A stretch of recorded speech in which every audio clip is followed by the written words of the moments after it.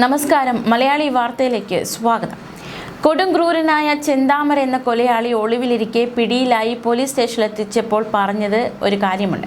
വിശക്കുന്നുണ്ട്, 2 ദിവസമായി ഭക്ഷണം കഴിച്ചിട്ട്, തനിക്ക് കോഴിയിറച്ചി കൂട്ടി ചോറ് വേണമെന്നായിരുന്നു ആ നീചന്റെ നിർബന്ധം. ചെന്താമരയ്ക്ക് പോലീസ് സാധിച്ചു കൊടുക്കുകയും ചെയ്തു. കേരളത്തിലെ ഏറ്റവും നീചനായ കൊലയാളി ചെന്താമരയ്ക്ക് വധശിക്ഷയോ അയൽക്കാരനായ 3 പേരെ അരുങ്കൊല ചെയ്ത നരാധമന് വധശിക്ഷ തന്നെ കൊടുക്കണമെന്ന് പ്രോസിക്യൂഷനും പൊതുജനവും നാട്ടുകാരും ആവശ്യപ്പെടുന്നുണ്ട്.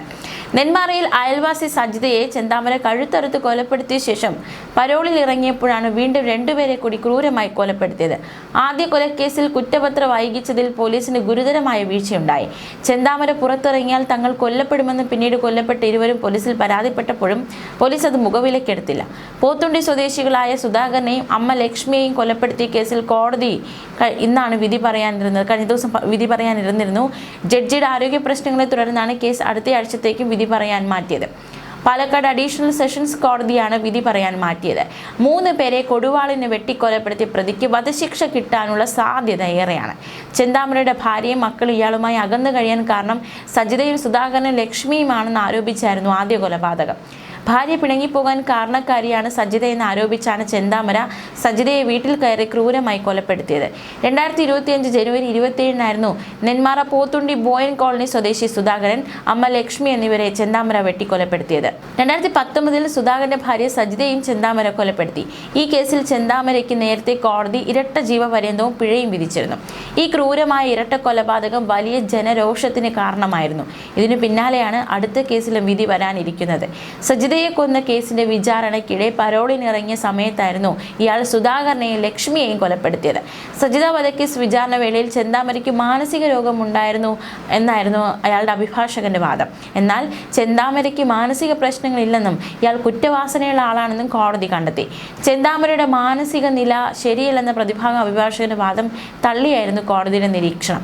ചെന്താമരയുടെ മാനസിക ശാരീരിക നിലകളെപ്പറ്റി ജില്ലാ പ്രൊബേഷൻ ഓഫീസർ നൽകിയ റിപ്പോർട്ടാണ് കേസിൽ നിർണായകമായത്. കേസ് അപൂർവമല്ലെന്ന് കോടതി ചെന്താമര മാനസിക സ്ഥിരതയുള്ള ആളാണെന്നും ശാരീരികമായി ആരോഗ്യവാനാണെന്നും റിപ്പോർട്ടിൽ പറയുന്നു. അതേസമയം ഇയാൾ കടുത്ത അന്ധവിശ്വാസിയുമാണ്. ജയിലിൽ ചെന്താമര സഹതടവുകാരുമായി സഹകരണമോ ഇടപെടലോ ഇല്ലാതെയാണ് കഴിഞ്ഞത്. കുറ്റവാസനയുള്ള ചെന്താമര ഇനിയും കുറ്റകൃത്യങ്ങൾ ചെയ്യാനുള്ള സാധ്യത ഏറെയാണെന്നും അയാളെ ഭയന്ന് പലരും ബോയൻ കോളനിയിൽ താമസം മാറിപ്പോയെന്ന റിപ്പോർട്ടിൽ വ്യക്തമാക്കുന്നു. ഈ നിലയിൽ ഇരട്ടക്കൊലക്കേസിൽ ചെന്താമരയ്ക്ക് വധശിക്ഷ നൽകാനാണ് സാഹചര്യ തെളിവുകളും സാധ്യതയും. ഇരുവരെയും കൊലപ്പെടുത്തിയ ശേഷം ഒളിവിൽ പോയ ചെന്താമരയെ കാടും മലയും പുഴയും താണ്ടിയുള്ള പരിശോധനകൾക്കും ഒടുവിലാണ് പിടികൂടിയത്. 2 പേരെ കൂടി കൊലപ്പെടുത്താനുള്ള ഒരുക്കത്തിലായിരുന്നു പ്രതി. കേസിൽ പോലീസിന്റെ ഭാഗത്ത് ഗുരുതര വീഴ്ചയുണ്ടായെന്ന ജില്ലാ പോലീസ് മേധാവി അജിത് കുമാറിന്റെ റിപ്പോർട്ടിനെ തുടർന്ന് നെന്മാറ സ്റ്റേഷൻ ഇൻസ്പെക്ടറെ സസ്പെൻഡ് ചെയ്തിരുന്നു. ചെന്താമര നെന്മാറ പഞ്ചായത്തിൽ പ്രവേശിക്കരുതെന്ന ജാമ്യ വ്യവസ്ഥ ലംഘിച്ചിട്ടും കോടതിയെ അറിയിച്ചില്ലെന്നും പ്രതിയിൽ നിന്ന് ഭീഷണിയുണ്ടെന്ന വീട്ടുകാരുടെ പരാതി ഗൗരവത്തിലെടുത്തില്ലെന്നും ADGPക്ക് നൽകിയ റിപ്പോർട്ടിൽ ജില്ലാ പോലീസ് മേധാവി വ്യക്തമാക്കിയിരുന്നു. അറസ്റ്റിലായപ്പോൾ ഒരു പതർച്ചയുമില്ലാതെയാണ് പ്രതി മൊഴി നൽകിയത്. എന്തായാലും ചെന്താമരയുടെ ശിക്ഷ എന്താണെന്നറിയാൻ ഒരാഴ്ച കൂടി കാത്തിരിക്കേണ്ടിയിരിക്കുന്നു. ന്യൂസ് ഡെസ്ക് മലയാളി വാർത്ത.